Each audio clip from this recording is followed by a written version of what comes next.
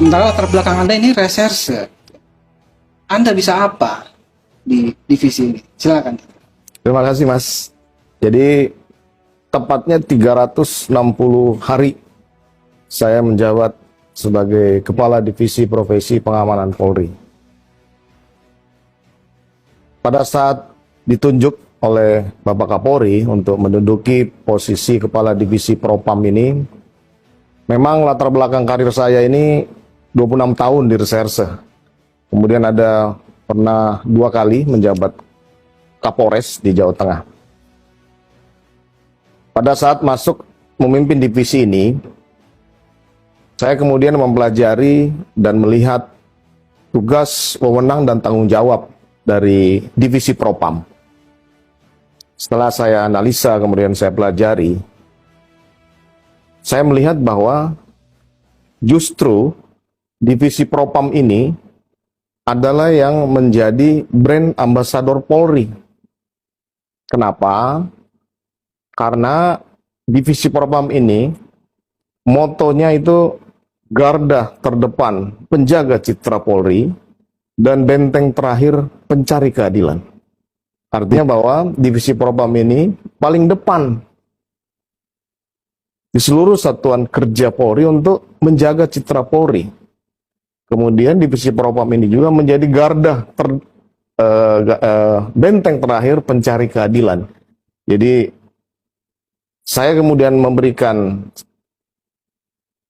penjelasan kepada anggota bahwa divisi Propam ini sama dengan satuan kerja lain.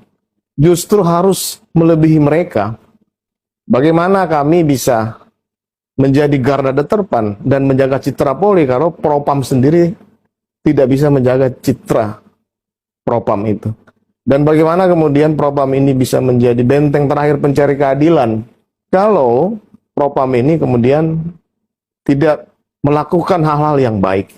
Nah, dari situlah kemudian saya mengambil beberapa kebijakan di divisi Propam ini. Yang pertama, orang-orang yang masuk ke divisi Propam ini harus memiliki integritas, harus memiliki kompetensi, dan komitmen serta loyalitas kepada institusi. Karena ya tadi, garda terdepan dan benteng terakhir.